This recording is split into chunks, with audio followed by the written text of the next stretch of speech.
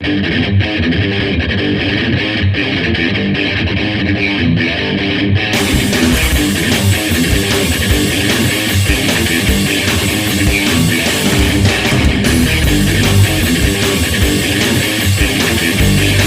Friends, welcome है आप सबका एक बार फिर से आपके चैनल बी ऑलराउंडर पे। तो आज का जो वीडियो है वो कार के एसी के परफॉर्मेंस के ऊपर है कि आप अपने कार के एसी का जो परफॉर्मेंस है वो किस तरह से बढ़ा सकते हैं। क्योंकि कई बार ऐसा होता है कि आप अपनी कार जैसे जैसे टाइम के साथ पुरानी होती जाती है उसकी जो एसी की परफॉर्मेंस है कम होती चली जाती है। तो इसका जो मेन रीज़न हम लोग समझते हैं वो इसकी गैस वगैरह को समझते हैं कि गैस इसकी शायद कम हो गई है इस वजह से। लेकिन कभी कभी ऐसा नहीं भी होता है।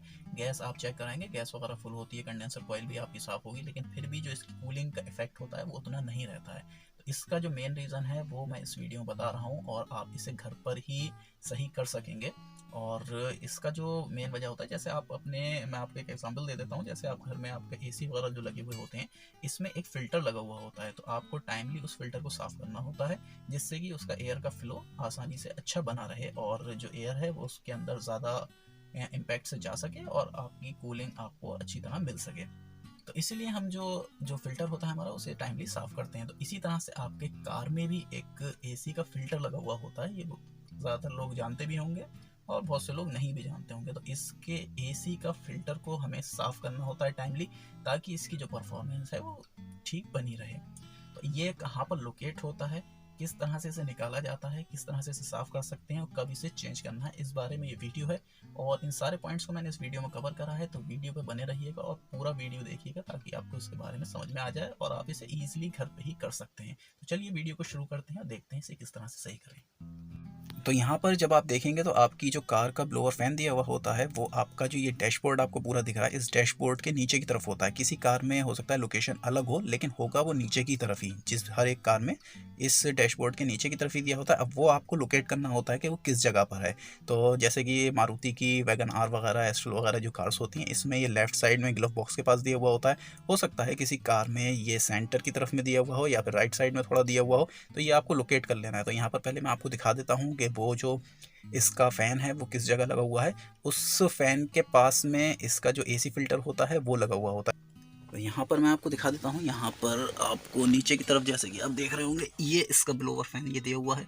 अब ब्लोअर फ़ैन के ऊपर जो है इसके आपका जो एसी का जो इसका फ़िल्टर है वो लगा हुआ, एयर फ़िल्टर ही कह सकते हैं उसे एक तरह से। और ये एयर फ़िल्टर आपको, जब आप ये ग्लव बॉक्स खोलेंगे, इस ग्लव बॉक्स को आपको खोल के हटाना पड़ेगा। तो यहाँ पर आप इसे थोड़ा सा प्रेशर देंगे तो यहाँ से ये थोड़ा निकल आएगा, और इसी तरह से अब आप दूसरे साइड में थोड़ा प्रेशर देंगे तो ये पूरी तरह से, ये आपका जो ग्लव बॉक्स है ये निकल के बाहर आ जाएगा। इसे अब हम हटा लेंगे। तो यहाँ पर जैसा कि आप देख रहे हैं पूरा नीचे हो गया है। इसे आप हटाना चाहें तो हटा भी सकते हैं, मैं आपको हटा के दिखा देता हूँ। तो ये हटा दिया है। अब जैसा कि मैंने आपको दिखाया था, ये इसका ब्लोअर लगा हुआ है और ब्लोअर के ये ऊपर अब आप देखेंगे तो यहाँ पर ये जो एक स्लॉट और पिन दी हुई है, यहाँ पर आप इसे हटाएंगे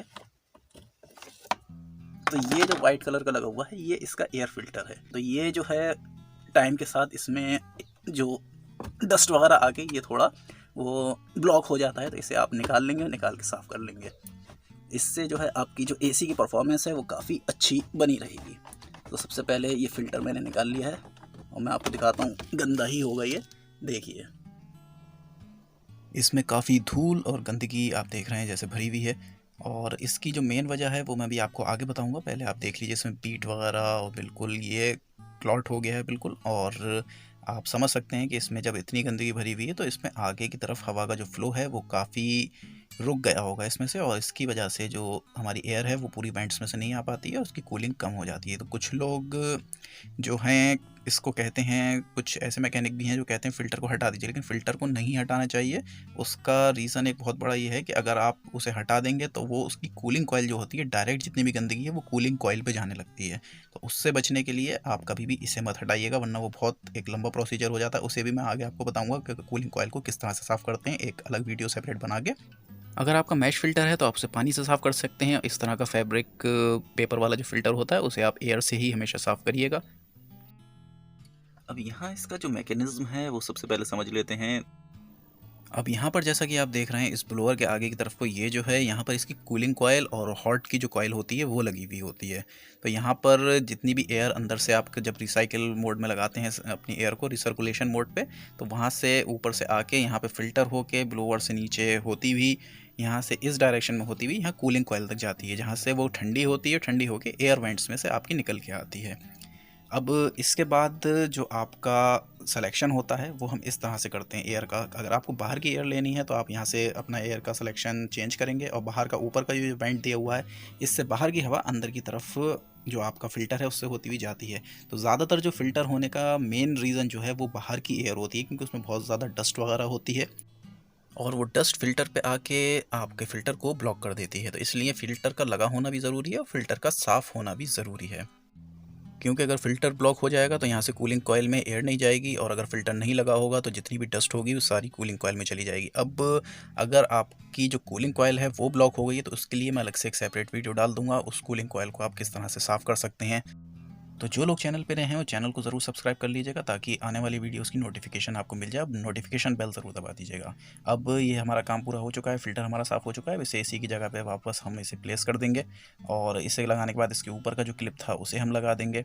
और इसके बाद जो है हमारा ग्लव बॉक्स जो है, उस ग्लव बॉक्स को हम जिस तरह से हमने निकाला था उसी तरह से हम इसे वापस फिट कर देंगे। हमारा ये पूरा काम हो चुका है और अब हमारी जो एसी की जो कूलिंग है वो काफ़ी बढ़ जाएगी और एयर का जो सर्कुलेशन है, एयर का जो प्रेशर है वो काफ़ी बढ़ जाएगा।